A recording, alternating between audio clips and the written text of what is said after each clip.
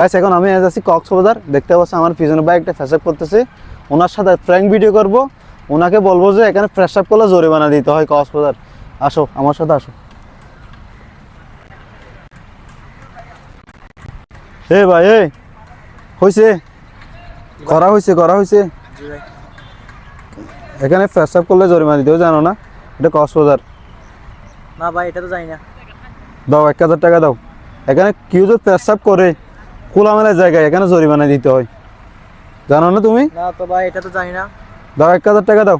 না সমস্যা আছে, না পুলিশে কল দিব। দাও তাড়াতাড়ি টাকা দাও। ঘুরতে আসলে টাকা এতটুকু টাকা নিয়ে আসি নাই ভাই।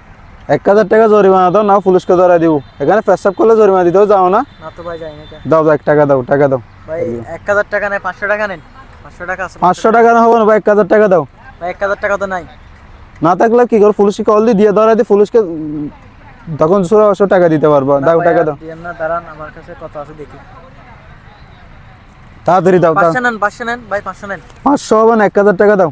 1000 টাকা দিলে ভাই আমি বাসে কিভাবে যাব? তুমি বাসে কিভাবে এখানে পেশাব করছো যে কার থেকে অনুমতি নিছো? এটা তো ভাই এখানে কোলা এর পেশাব করার জায়গা? তুমি কাজ করতেছো এগুলা? হ্যাঁ সরি ভাই ভুল হয়ে গেছে। শুরু 1000 টাকা দাও। এখানে আর জীবনে পেশাব করবো না, ঠিক আছে? পেশাব করলে আবার 2000 টাকা জরিমানা করবো, ওকে ভাই ঠিক আছে? ঠিক আছে। যাও, ওদিকে যাও, এদিকে আর তাকাই না, যাও। মেয়ে এখানে পেশাব করো।